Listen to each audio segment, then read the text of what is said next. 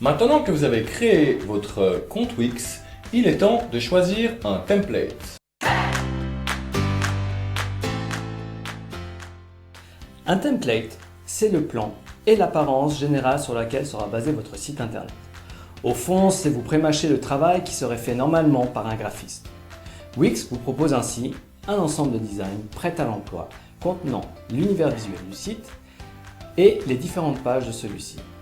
C'est évidemment beaucoup plus facile de démarrer à partir d'un template existant que d'une page blanche.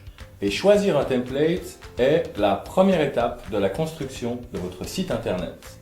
Mais avant d'en choisir un, une grande question se pose. Le contenu de votre site est-il prêt? En effet, quand vous voulez créer un nouveau site, vous êtes généralement dans un de ces deux cas.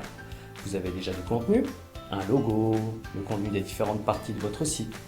Ou alors vous avez simplement une idée, un concept, mais pas encore le moindre contenu. Nous vous conseillons de noter, avant de chercher à sélectionner un template, les pages importantes qui vont constituer votre site. Si vous avez déjà les contenus, vous pouvez les lister dans un document. Si vous êtes complètement perdu et ne savez pas par où commencer, vous pouvez également parcourir les templates. Cela vous donnera quelques idées. Par exemple, imaginons que vous avez une idée pour construire une machine à décourber des bananes. En parcourant les templates, vous allez par exemple tomber sur un template et vous dire « Ah, je pourrais mettre une photo de ma machine à décourber les bananes là. » Et puis comme eux, en dessous, les 3 avantages principaux de la machine. Notez tout de suite dans votre document les infos suivantes. Image de la machine, les 3 avantages, puis continuez à vous balader. Sur un autre template, vous allez voir un gros bouton « Acheter ». Et vous dire, tiens, on pourrait rajouter une option de vente sur le site et proposer aux gens d'acheter la machine. Notez-le. Comme vous verrez dans les différentes catégories, les types d'informations sont souvent similaires dans un même domaine. Un restaurant va presque toujours vous dire ce qu'on peut y manger. Et parfois vous donnera même la possibilité de réserver et vous montrera en plus des photos de l'endroit pour vous donner envie. Et vous aurez ça à peu près pour tous les restaurants. Les sites de thérapeutes, ça sera la même chose. Vous aurez toujours une liste des différents soins qu'ils proposent, les diplômes des thérapeutes et de temps en temps un moyen de prendre rendez-vous. En observant ces similarités, vous pourrez plus facilement organiser votre propre contenu d'une façon claire pour le visiteur.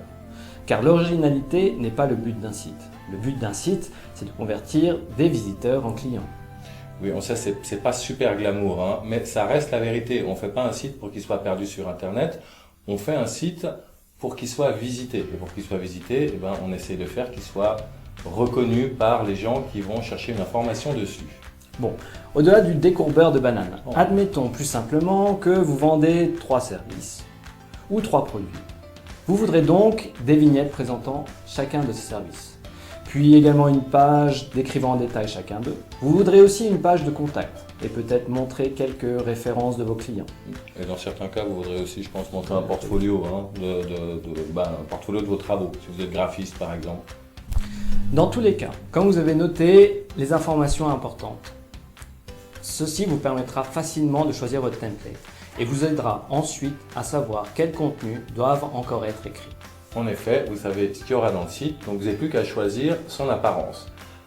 Mais dans tous les cas, rappelez-vous bien que même si vous choisissez un template qui n'est pas parfait, vous pouvez toujours rajouter ou supprimer des pages, ou rajouter des éléments ou en supprimer. Vous pouvez rajouter des boîtes, des formulaires, des images. Ce n'est pas du tout un problème. Encore une fois, c'est un peu comme de jouer avec des Lego. Toutefois, faites attention à une chose. Si vous partez d'un flyer ou d'une plaquette produit existante, rappelez-vous que l'on n'écrit pas sur le web de la même manière. Non, pas du tout. Un site internet, il est fait pour répondre aux questions que les gens se posent lorsqu'ils font une recherche sur Google. C'est tout. Pour vous aider dans cette démarche, nous avons créé pour vous un cours entier, vous donnant toutes les clés pour réussir votre site internet.